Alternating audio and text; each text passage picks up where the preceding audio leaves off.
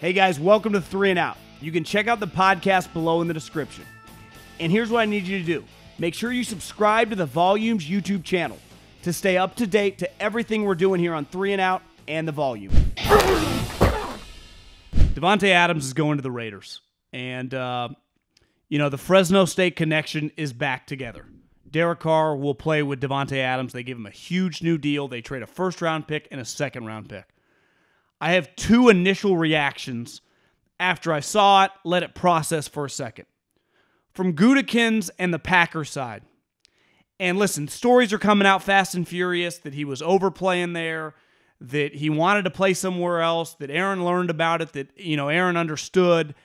Lots going on. I can't keep track of everything. I just know this. Under no circumstances, if I'm the GM of the Packers, if I'm the head coach of the Packers, if I run the Packers, do I trade Davante Adams? I know he can threaten to not play on the franchise tag. I know he can threaten to not sign an extension. I do not care. I would not have done this deal if I'm Green Bay. Now, I understand paying your wide receiver and your quarterback $28 and $50 million is a lot of money. They are that good. And if we got to build our team like a basketball team, so be it. The Chiefs have done that. Those guys are good enough. But under my dead body, am I trading Davante Adams? And if for whatever reason that I have to trade for Davante Adams and my feet are pressed against the fire and I just feel like I got to do it.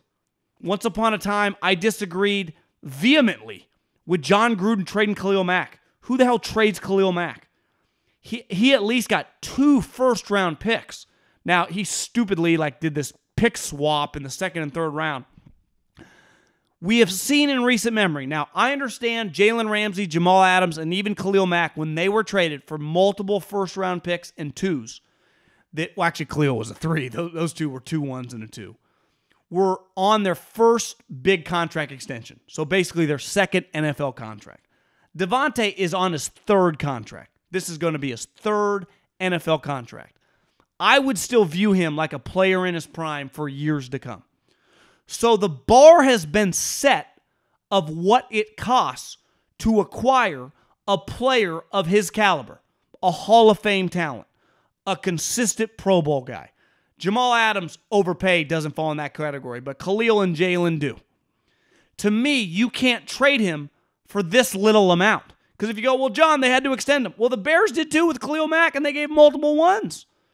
There is precedent under this.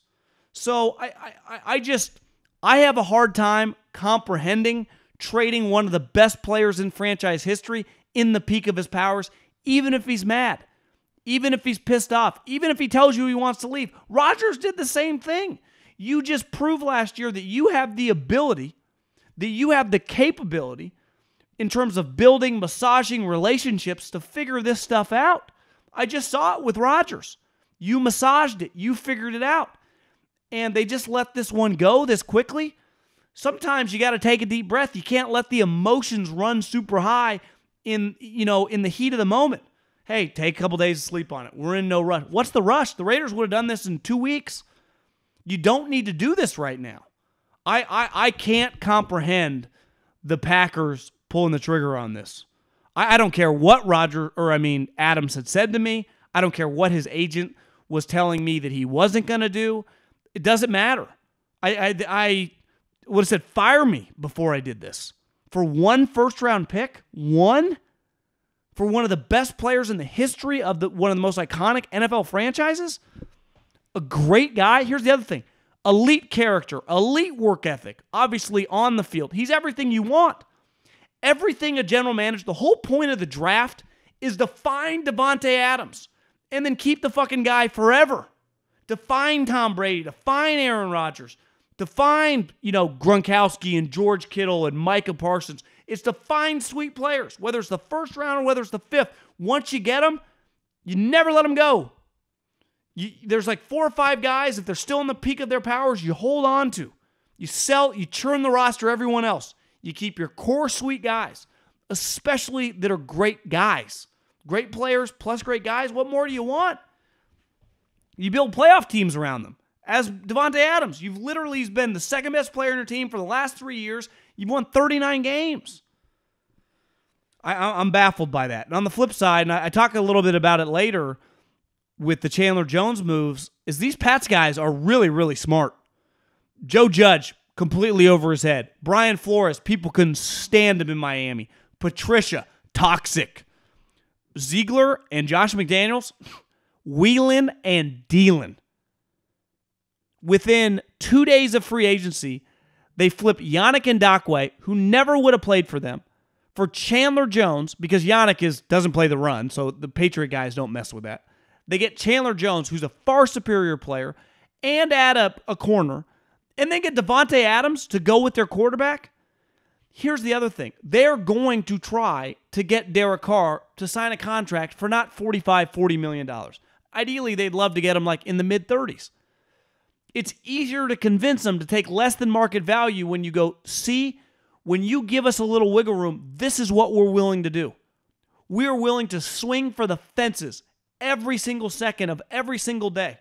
The best thing that ever happened to the Raiders is John Gruden, those emails happen. Since kicking him out of the building, they went on to make the playoffs. They landed 2 Pats guys, and now they got Davante and freaking Adams and Chandler Jones. John Gruden wouldn't have had this in the bag. So the Raiders went from, trust me, I had a front row seat for a long time. Dennis Allen, it was an embarrassment. Now they feel like a real operation. And the AFC West has added Russell Wilson, Khalil Mack, Davante Adams. The Chiefs are a powerhouse already. They didn't even really need to do much. This division is as good as it gets. Sometimes we hype stuff up in football. The hype is warranted here. It doesn't get any better. When Derek Carr is the 4th best quarterback in your division, and it's a division with guys like Tyreek Hill, Travis Kelce, Khalil Mack, you just go through the names, Joey Bosa, Darren Waller. It's just stars everywhere. Now the coaching, the one huge advantage in the coaching is I know for a fact that Andy Reid can dominate as a head coach. Nathaniel Hackett, never been a head coach before. Josh McDaniels, one time, ran out of the building in less than 2 years. Brandon Staley, you know where I stand. Question some things, though their defense is dramatically better. So on the field, these teams are stacked. Star play, impact, elite guys. But the coaching advantage still resides in Kansas City, and there's a wide gap. Now, maybe Josh is an awesome coach. Brandon Staley, I watched him call defense last year. They got shredded. Now, they've added players. But this thing, it's as good as it gets. Can't wait to watch. Herbert versus Carr, Herbert versus Russell, Mahomes versus them all. The drama, the storylines. The NFC West is not even close to. It's got way worse this offseason. The Cardinals got worse, and they got a quarterback problem. Seattle's a joke. The Niners have Trey Lance going to be a starting quarterback, we think. I mean, Jimmy's still around. And obviously the Rams are still good, but they lost some players. They lost their left tackle. They lost their starting defensive tackle. I think they lost a corner. So we'll see. The AFC West surpassed the NFC West and is now the clear power broker division in football. Thanks for watching 3 and Out. You can check out the podcast below in the description, and make sure you subscribe right now to the Volumes YouTube channel.